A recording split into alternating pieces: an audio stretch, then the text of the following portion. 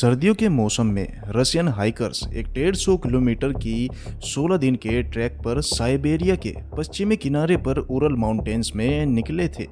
ये ट्रिप आइगोर दयातलोव द्वारा लीड की गई थी और ये एक कैटेगरी 3 स्कीइंग ट्रैक के रूप में प्लान की गई थी, जो कि बहुत मुश्किल ट्रैक है। जर्नी के दूसरे दिन एक हाइकर यूरी यूडीन को पीछे लौटना पड़ा क्योंकि उसको साइटिक पेन हो गया था। हमें तब नहीं पता था, लेकिन एक किस्मत का ट्विस्ट यूरी को ग्रुप का एकमात्र जीवित सदस्य बना देगा। 1 फरवरी को 6 दिन के बाद जब उन्होंने शुरू किया था, दयातलोव ग्रुप के बाकी सदस्यों ने टेड माउंटेन की ढलान पर अपना टेंट लगाया। अगली सुबह जब सूरज उगा तब तक सब मर चुके थे। उनके शरीर आइसी टेरेन पर इधर उधर बिखर गए थे। उनकी भयानक मौत और अजीब सर्कमस्टेंसेस जिनके चलते उनकी डेथ हुई, ये रशिया के सबसे पुराने रहस्यों में से एक बन गया।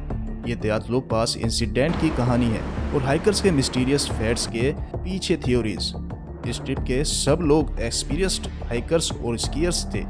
तो जब उनका वापस आने का पहला दिन बीत गया था, अथॉरिटीज को उनकी सुरक्षा की चिंता नहीं हुई। उरल माउंटेन्स में सर्दियों में ट्रैकिंग करना हमेशा कुछ कॉम्प्लिकेशंस के साथ आता है, लेकिन एक और हफ्ता बीत गया और हाइकर्स का कोई पता नहीं चला। तब अथॉरिटीज ने एक सर्च पार्टी लॉन्च की, लेकिन एक छोटी सी समस्या थी। दयातलोव ग्रुप का एग्जैक्ट पाथ अथॉरिटीज को मालूम नहीं था।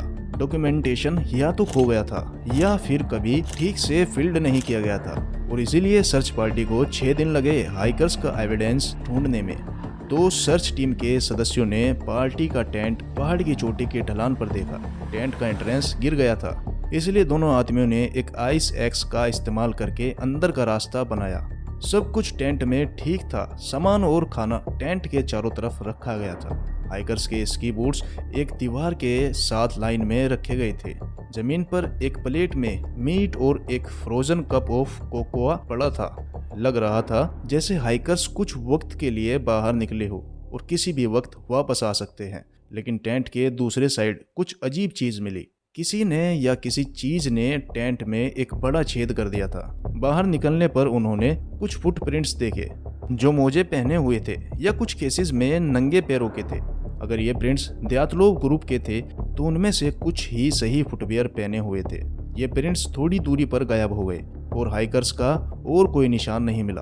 अगले दिन सर्च पार्टी वापस आई और तब पहले 2 शरीर मिले। क्रिविंस्को और तोरेंस्को एक पतली बर्फ की परत के नीचे मिले, टेंट से लगभग 1 मील दूर।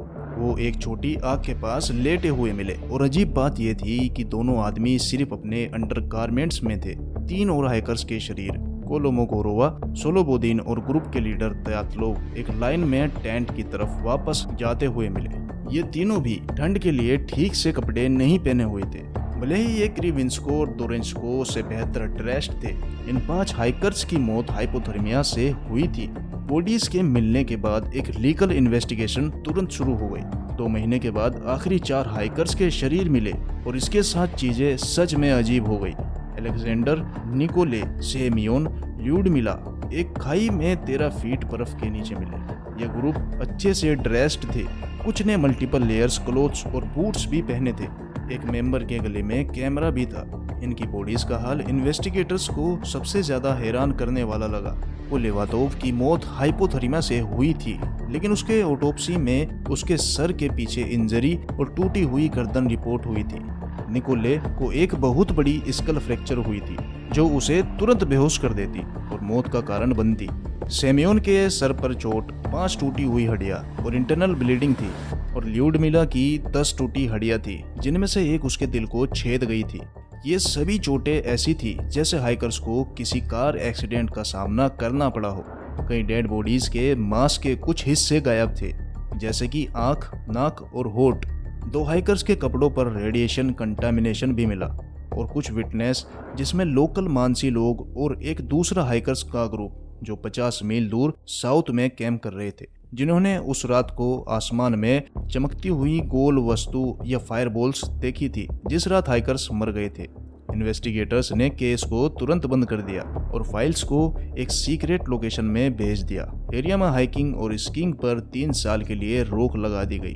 ऑफिशियल कंक्लूजन ये था कि 9 लोगों की मौत एक अजीब तरीके से हुई थी जिसे हाइकर्स समझ नहीं पाए थे।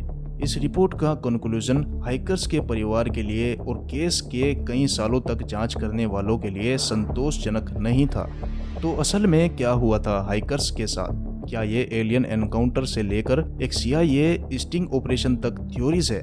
लेकिन इस वीडियो में हम कुछ पॉसिबल थ्योरीज के बारे में बात करेंगे।